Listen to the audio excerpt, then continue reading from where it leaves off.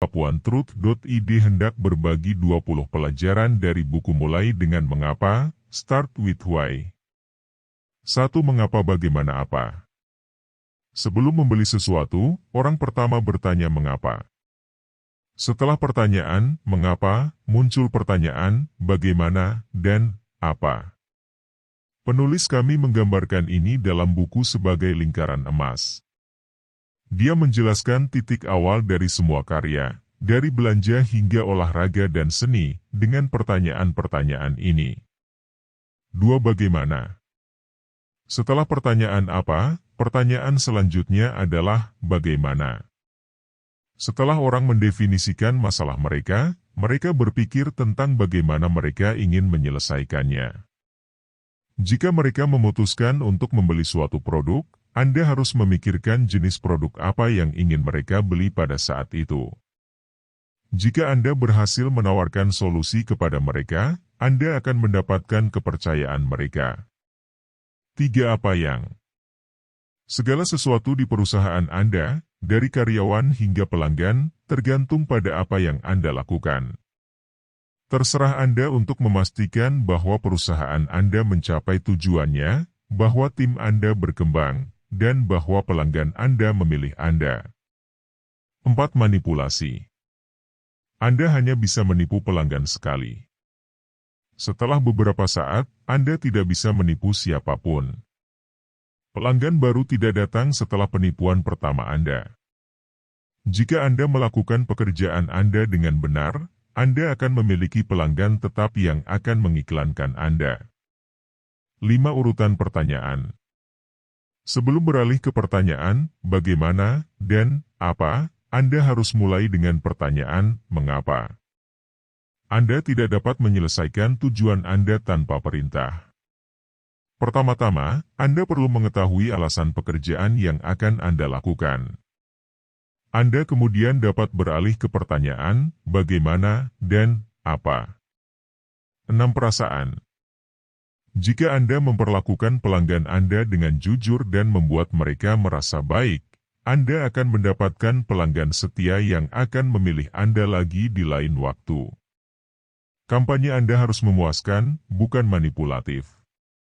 Fokus pada memberikan pelayanan yang baik. Anda tidak bisa sukses dengan kewaspadaan sederhana. 7. Tim Anda. Anda harus membentuk tim yang dapat memahami jawaban yang diberikan bisnis Anda untuk pertanyaan mengapa dan akan terus meningkatkan dirinya sendiri.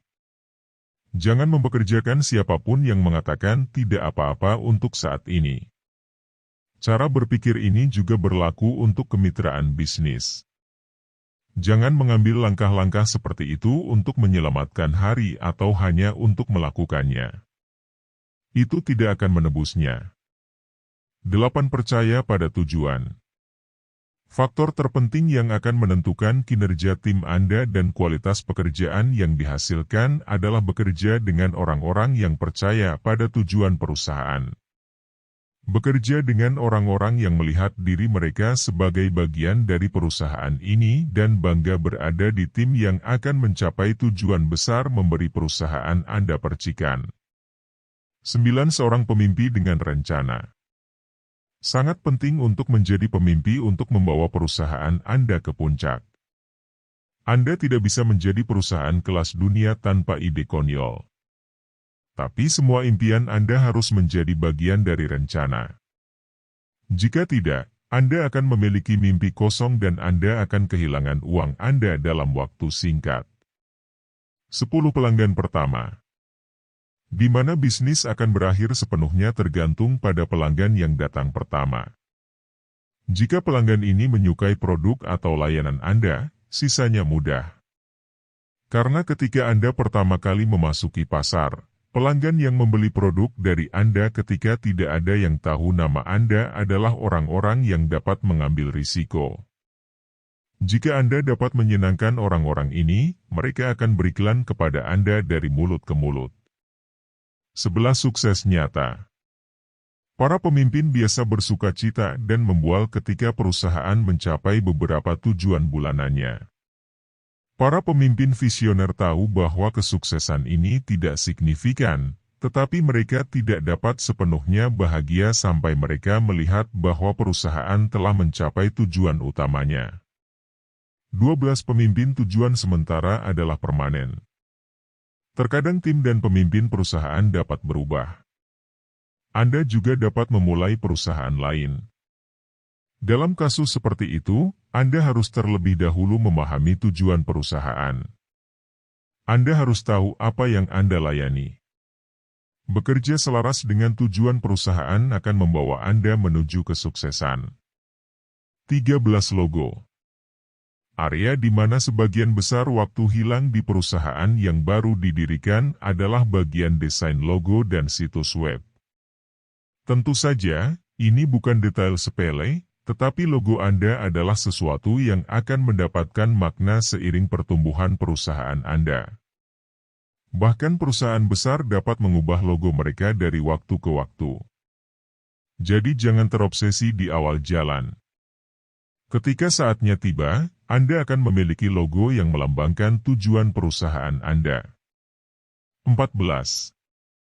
Pelanggan potensial Anda. Seperti yang disebutkan sebelumnya dalam ringkasan Start with Why ini, jangan mengiklankan produk atau layanan Anda secara acak setelah mengungkapkannya. Analisis berapa banyak kelompok usia dan tingkat pendapatan yang menarik bagi perusahaan Anda. Setelah itu, Anda menjangkau orang-orang yang bisa menjadi pelanggan Anda dengan promosi yang tepat. 15. Ambil contoh. Ambil contoh orang yang telah membuktikan diri dalam kepemimpinan. Sepenuhnya menyalin pemahaman bisnis mereka, bagaimana mereka merencanakan. Bukan kebetulan bahwa perusahaan yang sangat besar memiliki karakteristik yang serupa. Sukses tidak berarti terjadi secara kebetulan. Bertindak mengetahui apa yang Anda lakukan. 16. Kompetisi. Jika ini tahun pertama perusahaan Anda, fokuslah pada diri sendiri. Anda tidak cukup kuat untuk bersaing dengan siapapun saat ini. Bahkan tidak bersaing dengan perusahaan yang didirikan 1 tahun sebelum Anda. Karena bahkan dalam 1 tahun, perusahaan dapat menambah nilai besar bagi diri mereka sendiri. Bahkan jika mereka gagal, mereka belajar banyak pelajaran. Jika Anda baru mengenal pasar, pikirkan bisnis Anda sendiri terlebih dahulu. 17. Dicintai. Perusahaan besar sangat dicintai oleh pelanggan mereka sehingga bahkan produk mereka yang hampir biasa dipertahankan secara fanatik. Ini disebut nilai tambah. Anda juga harus menambah nilai bagi perusahaan Anda dan menjadikannya merek yang dicintai. 18. Motivasi. Anda tidak dapat mencapai tujuan Anda dengan tim yang terus-menerus membutuhkan Anda untuk motivasi. Saat merekrut, Anda harus menemukan orang yang sudah termotivasi untuk bekerja. Maka Anda harus membimbing orang-orang ini menuju tujuan Anda. 19. Uang. Uang, yang pada awalnya tampak seperti sumber motivasi yang hebat, kehilangan efeknya setelah beberapa saat.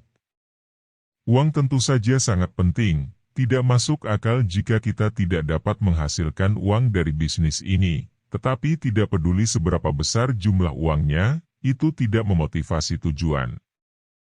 20 pekerjaan impian Anda. Jadikan lingkungan di perusahaan sedemikian rupa sehingga karyawan dapat dengan bangga berbicara tentang tempat kerja mereka. Ini memungkinkan mereka untuk melakukan upaya yang lebih terarah untuk tetap berada di perusahaan. Jangan menyalahgunakan sikap mereka dan memberi mereka nilai yang pantas mereka dapatkan. Terima kasih telah menonton konten kami.